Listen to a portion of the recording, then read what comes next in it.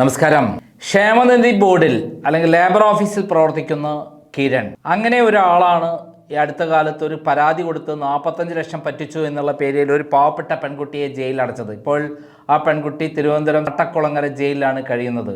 അതീവ സുന്ദരിയായ അസാധാരണ കഴിവുള്ള ആ പെൺകുട്ടിയെ കല്യാണം കഴിക്കാൻ വേണ്ടി ഈ പറയുന്ന കിരൺ സമീപിച്ചിരുന്നു എന്നും അതിൻ്റെ ഭാഗമായിട്ട് കിരൺ ഈ പെൺകുട്ടിയുടെ വീട്ടിൽ പോയിരുന്നു എന്നും ആ സന്ദർഭത്തിൽ പല കടങ്ങളും എനിക്കുണ്ടെന്ന്, ഈ സന്ദർഭത്തിൽ കല്യാണത്തെക്കുറിച്ച് എനിക്ക് ആലോചിക്കാൻ സമയമില്ല, കടം എൻ്റെ തലയിൽ ഭാരമായി ഇരിക്കുമ്പോൾ ഞാൻ എങ്ങനെ കല്യാണം കഴിക്കാൻ പറ്റുമെന്നാണ് ഈ പെൺകുട്ടി മറുപടി കൊടുത്തതും എന്നുള്ള വിവരങ്ങളാണ് പുറത്തു വരുന്നത്.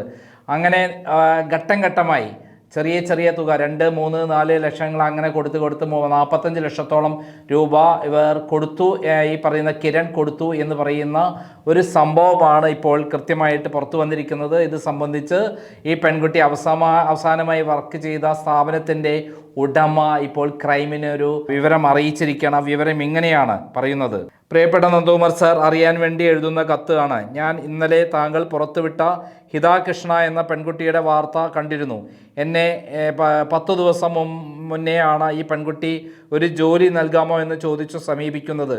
കഴിഞ്ഞ തിങ്കൾ, ചൊവ്വ, ബുധൻ ദിവസങ്ങളിൽ ഈ കുട്ടി ജോലിക്ക് വന്നിരുന്നു. പോലീസ് അറസ്റ്റ് ചെയ്തു ബുധനാഴ്ച വൈകിട്ടാണ്. ആ ദിവസം പകൽ ഓഫീസിൽ ഉള്ളപ്പോൾ ഒരു പരിഭ്രമം അവളിൽ കണ്ടപ്പോൾ ഞാൻ ചോദിച്ചിരുന്നു. അവൾ പറഞ്ഞത്, ഒരു കേസുണ്ട് സാർ, എന്ന് വേണേലും അത് പ്രശ്നമാകാൻ സാധ്യതയുണ്ട്.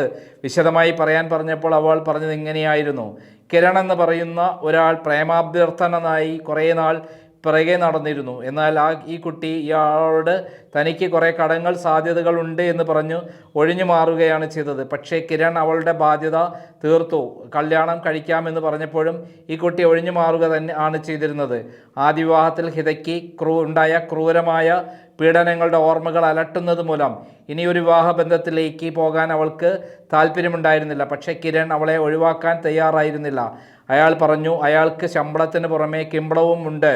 അങ്ങനെ കിട്ടുന്ന തുകകൾ ഹിതയ്ക്ക് കൊടുക്കാൻ യാതൊരു പ്രശ്നവും തനിക്ക് ഇല്ല എന്നും കിട്ടുന്ന മുറയ്ക്ക് കൈക്കൂലി പൈസ ഹിതയ്ക്ക് കടം വീട്ടാൻ പല തവണകളായിട്ട് അക്കൗണ്ടിൽ ഇട്ട് കൊടുക്കുകയായിരുന്നു.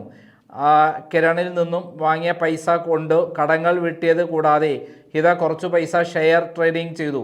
പല ഘട്ടങ്ങളിൽ തിരിച്ചു കൊടുത്തിട്ടും ഉണ്ട്. ഈ ഒരു ഘട്ടം എത്തിയപ്പോൾ കിരൺ കൊല്ലാങ്കോട്ടുള്ള ഹിതയുടെ വീട്ടിൽ പോയി ഹിതയുടെ അമ്മയെയും അച്ഛനെയും കണ്ടു.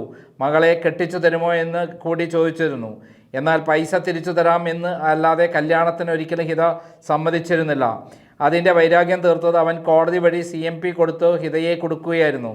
ഈ പണയിടപാടിൽ യാതൊരു ബന്ധമില്ലാത്ത ഹിതയുടെ 60 വയസ്സിന് മുകളിൽ പ്രായമുള്ള അമ്മയെ വരെ കേസിൽ കുടുക്കിയ നന്ദകുമാർ സാർ, ഹിതയുടെ അമ്മയെ കിരണിനെതിരെ പോലീസിൽ പരാതി കൊടുക്കാൻ കൂടി നിയമസഹായം കൊടുക്കണം. ഇവൻ്റെ പരാതിയിൽ പറഞ്ഞിട്ട് ഉള്ളത് ഹിതയും അവളുടെ അമ്മയും ഒന്നിച്ചു അവൻ്റെ തിരുവനന്തപുരത്തുള്ള വീട്ടിൽ വന്നിട്ടാണ് പണം കൈപ്പറ്റിയത് എന്നാണ്. എന്നാൽ ആ ദിവസം ഹിതയുടെ അമ്മ പാലക്കാടായിരുന്നു ഉണ്ടായിരുന്നത്. ഒരാൾ കള്ളപ്പരാതി കൊടുത്താൽ കള്ളപ്പരാതിയിൽ പ്രതി അനുഭവിക്കേണ്ട ശിക്ഷ വാദി അനുഭവിക്കണമെന്ന് ഒരു വകുപ്പ് കേട്ടിരുന്നു. അങ്ങനെ പരാതി കൊടുക്കാൻ ഹിതയുടെ അമ്മയെ നന്ദകുമാർ സാർ സഹായിക്കണം. അവനെ വെറുതെ വിടരുത് സാർ. ഹിത പറഞ്ഞിടത്തോളം അവൻ വലിയ ഒരു കോഴിയും കൈക്കൂലി മേടിച്ചു നാട് നശിപ്പിക്കുന്ന ഒരു പബ്ലിക് ന്യൂസൻസുമാണ്. സ്ത്രീകൾക്ക് വേണ്ടി ഇവനെ പോലുള്ളവർ നാട് നശിപ്പിക്കും. നന്ദി അനൂപ് എന്ന് പറഞ്ഞുകൊണ്ടാണ് എനിക്കൊരു വാട്സപ്പ് സന്ദേശം വന്നത്. അതായത് മുമ്പ് ഞാൻ ഒരു അഞ്ജു വിജയപ്രദീപ് എന്ന് പറയുന്ന ഒരു പെൺകുട്ടിയുടെ കള്ളപ്പരാതിയിൽ 34 ദിവസം ജയിൽ കിടന്നുള്ളതാണ്.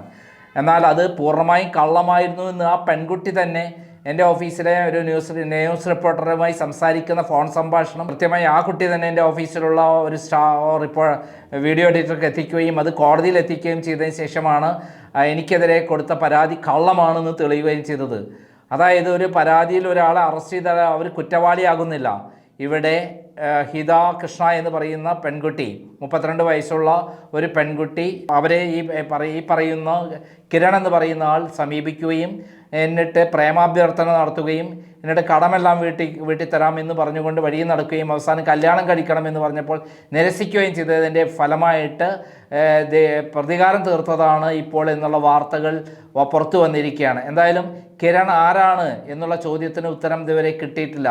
കിരൺ ആരാണ് എന്നുള്ള FIR കോപ്പി പ്രകാരമുള്ള അഡ്രസ്സ് നോക്കി തപ്പിപ്പിടിച്ചപ്പോൾ ആ ഫോൺ നമ്പറിൽ വിളിച്ചപ്പോൾ അദ്ദേഹം പറയുന്നത് ഞാൻ കിരണല്ല എന്ന് പറഞ്ഞ് ഫോൺ കട്ട് ചെയ്യുകയാണ് ചെയ്തിട്ടുള്ളത്. അതായത് ആരാണ് ഈ കിരൺ ഏതാണ് എന്ന് കൂടി തെളിയിക്കേണ്ട ഒരു ഉത്തരവാദിത്തം വന്നിരിക്കുകയാണ്. ഒരു തട്ടിപ്പുകാരനാണ് ഈ കിരൺ എന്നുള്ളതിൻ്റെ ആദ്യത്തെ സൂചനയാണ്. ഫോൺ ചെയ്തപ്പോൾ ധൈര്യപൂർവ്വം ഞാനാണ് ഈ കിരൺ, ഞാനാണ് 45 ലക്ഷം കൊടുത്തത്, എൻ്റെ പരാതി മുഖാന്തരമാണ് അവർ അറസ്റ്റ് ചെയ്തതെന്ന് എന്തുകൊണ്ടാണ് ധൈര്യപൂർവ്വം കിരൺ പറയാതിരുന്നത്? അവിടെയാണ് തട്ടിപ്പിൻ്റെ മറ്റൊരു മുഖം നമുക്ക് ദർശിക്കാൻ കഴിയുന്നത്. ഇത്തരത്തിൽ പെൺകുട്ടികളെ വലയിൽ വീഴ്ത്തി പല വൃത്തികേടുകൾക്കും കൊണ്ടുപോകുന്ന വലിയ ഗൂഢസംഘങ്ങൾ തന്നെ പല ഭാഗത്തും പ്രവർത്തിക്കുന്നുണ്ട്.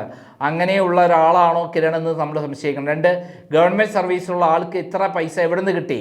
കൈക്കൂലി വഴിയല്ലാതെ വേറെ ഏത് വഴിക്ക് കിട്ടാനാണ് ഇത്രയും പണം കിട്ടുക? 40-45 ലക്ഷം രൂപ. എന്തായാലും വാദി പ്രതിയാകാനാണ് സാധ്യത.